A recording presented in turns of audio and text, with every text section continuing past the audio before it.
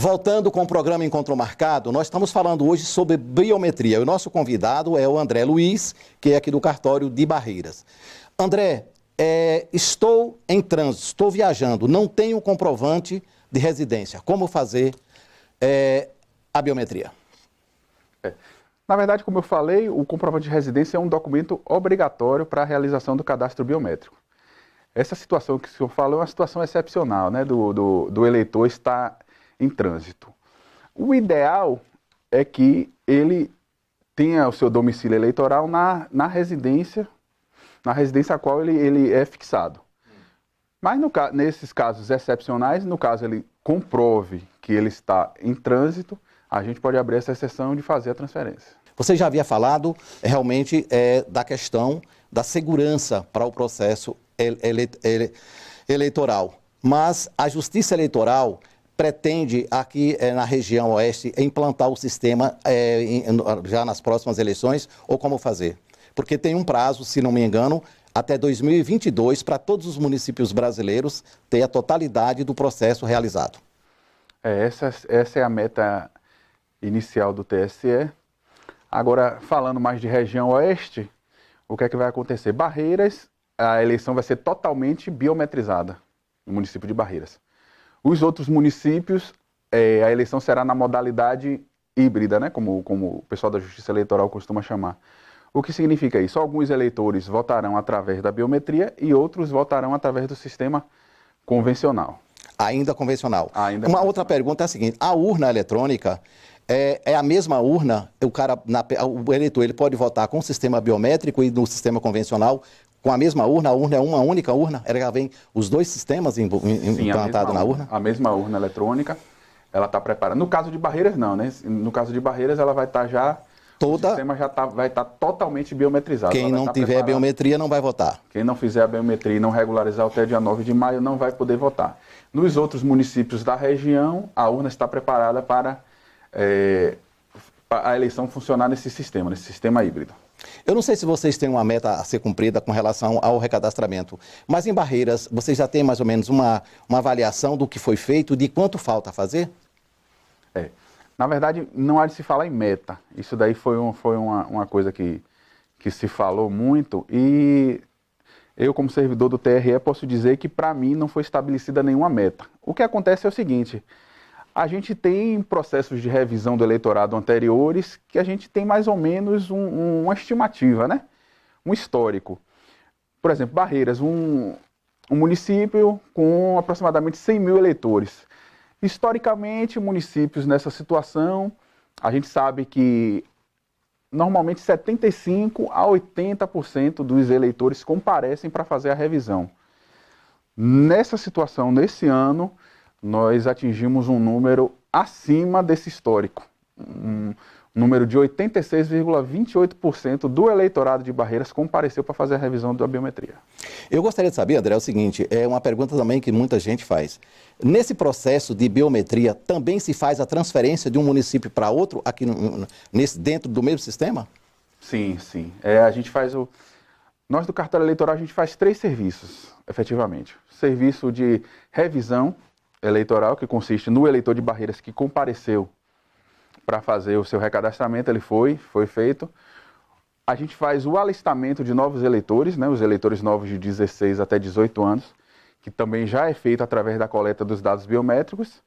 E a transferência de domicílio eleitoral, que consiste num eleitor domiciliado num outro município que vem aqui requerer a transferência para Barreiras. E nesse caso aí, como é que ele faz com o comprovante de residência?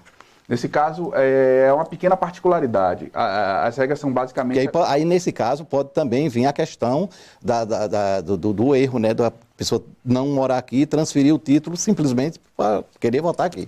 Isso, por isso que... É uma fraude nesse caso. Isso, seria uma fraude eleitoral que costuma acontecer, né, em alguns municípios, né, desse Brasilzão afora. Mas voltando à questão da documentação, a particularidade é a seguinte, é que a legislação eleitoral estabelece que a transferência só deve ser feita para o eleitor que reside há pelo menos 90 dias no município. Ele já tem que estar residindo no município. Há pelo menos 90 dias. dias. Então, a particularidade está aí. O eleitor, ao trazer o comprovante de residência, como eu falei no caso da revisão do eleitor aqui de Barreiras, que ele trouxesse um comprovante de residência atualizado, no caso do eleitor que vai realizar a transferência, ele traz um comprovante de residência de 3 meses atrás. Certo. Pelo menos. Aí tem que ser no nome dele ou no nome de parente, ou então que tem um vínculo empresarial de trabalho. Aí mais a mesma regra, no próprio nome ou no nome do terceiro, desde que ele comprove o seu vínculo com o terceiro. Quantos eleitores em Barreiras já fizeram o recadastramento? Aproximadamente 86 mil eleitores fizeram o recadastramento biométrico. Aqui, qual é o eleitorado de Barreiras? O eleitorado de Barreiras hoje se encontra em aproximadamente 101 mil eleitores. Está dentro da previsão que vocês realmente pretendiam fazer? Como eu falei anteriormente, até superou um pouco a nossa expectativa, baseado no histórico de outras revisões que aconteceram em outros municípios, Brasil afora. Então foi um número que até superou o que a gente imaginava no início. Atingimos 86,28% do eleitorado. Como é que está sendo a aceitação das pessoas ao chegar ao cartório? Para dizer, se fazer a biometria, tem um interesse, demonstra interesse ou simplesmente vai lá porque sabe que se não fizer, ele vai ter que ser penalizado? Não, as pessoas, o eleitorado de Barreiras colaborou bastante. Nós tivemos pequenas intercorrências nos últimos dias em função da elevada demanda, mas as pessoas se conscientizam. Surgiram alguns boatos no início de que haveria perda de benefícios sociais. Enfim, na verdade a gente esclareceu que isso daí foram meros boatos, mas as pessoas estão indo, estão ajudando a gente, ajudaram bastante a gente no Quer dizer, foi um período tranquilo. Foi um período tranquilo. Como eu falei, no final do período, devido à elevada demanda, tiveram pequenas intercorrências. Mas eu aproveito aqui também a oportunidade para agradecer a paciência do eleitorado de Barreiras, de um modo geral. Porque a gente sabe também que não é fácil você chegar. Barreiras é uma cidade com um clima muito quente. Infelizmente, o cartório da gente, por mais que nós servidores tentássemos atender a população da melhor forma possível, mas ainda carecia de uma estrutura melhor que a população de Barreiras merecia. Isso a gente reconhece. Entendeu? Mas mesmo assim as pessoas ficaram no sol, chegou a dia de pessoas terem que ficar 2, 3, 4 horas na fila. Sim, devido à elevada demanda. E de um modo geral as pessoas entenderam, contribuíram e o trabalho transcorreu normalmente. Quantos pontos de recadastramento vocês têm aqui? É só no cartório eleitoral ou vocês têm alguns pontos dentro da cidade? Tem no cartório eleitoral e no SAC do município. No SAC também faz? No SAC também. Qual o tempo, André, que mais ou menos se gasta para fazer um recadastramento de uma pessoa?